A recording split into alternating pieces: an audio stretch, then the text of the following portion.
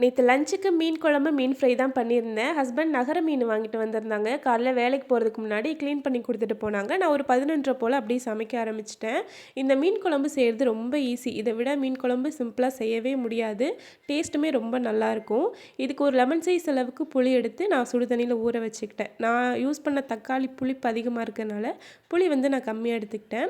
இப்போ ஒரு பேன்ல ஒரு கையளவுக்கு துருவுன தேங்காய், அது கூடவே குழம்புக்கு போட வேண்டிய குழம்பு மிளகாய் தூள் வந்து அது கூடவே சேர்த்து நல்லா வறுத்து எடுத்துக்கணும். இந்த தேங்காவோட ஈரப்பதம் எல்லாமே நல்லா போணும். அந்த அளவுக்கு ட்ரை ரோஸ்ட் பண்ணிட்டு, ஆறுனது மிக்ஸி ஜார்ல சேர்த்து தண்ணி ஊத்தி நல்லா நைஸா அரைச்சுக்கணும். முடிஞ்ச அளவுக்கு நைஸா அரைச்சுக்கோங்க. கொரகொரப்பா இருந்தா குழம்பு வந்து அவ்வளவா டேஸ்ட்டா இருக்காது. இப்போ குழம்புக்கு தாளிச்சு விட்டுடலாம். கடாயில தாராளமா எண்ணெய் விட்டு கடுகு, வெந்தயம் போட்டு பொரிஞ்சதும் கருவேப்பிலை, வெங்காயம் சேர்த்து நல்லா வதக்கிக்கலாம். மீன் குழம்புக்கு கண்டிப்பா சின்ன வெங்காயம் தான் போடணும். அன்னைக்கு என்கிட்ட இல்லாததால நான் ஒரு பெரிய வெங்காயம் சேர்த்துக்கிட்டேன்.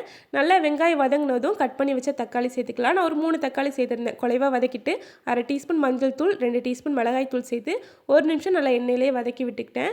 இதுக்கப்புறம் நம்ம புளியை கரைச்சி சேர்த்துட்டு அரைச்சி வச்ச மசாலா, குழம்புக்கு தேவையான அளவுக்கு தண்ணி, உப்பு, அது கூடவே 2 பச்சை மிளகாய் கீரி சேர்த்துக்கலாம். நல்லா வாசனையாக இருக்கும். இதுக்கப்புறம் ஒரு 15 நிமிஷம் நல்லா கொதிச்சு திக்காகி எண்ணெய் பிரிஞ்சு வரும். அந்த ஸ்டேஜில் மீன் போட்டுக்கலாம். மீனோட தலையை போட்டு குழம்பு வைக்கும்போது குழம்பு அவ்வளோ டேஸ்ட்டாக இருக்கும். நான் மீனோட தலை அது கூடவே கொஞ்சம் உடம்பு துண்டுலாம் போட்டு குழம்பு வச்சுருந்தேன். அவ்வளோ டேஸ்ட்டாக இருந்தது. கண்டிப்பாக இந்த மெத்தடில் ஒரு தடவை மீன் குழம்பு வச்சு பாருங்கள், உங்களுக்கு பிடிக்கும். நான் மீன் குழம்பு ரெடி பண்ணேன். கரெக்டாக சாப்பிட்றதுக்கு ஹஸ்பண்ட் வீட்டுக்கு வந்துட்டாங்க. லாஸ்ட்டாக மீன் ஃப்ரை பண்ணி சாப்பிட்டாச்சு.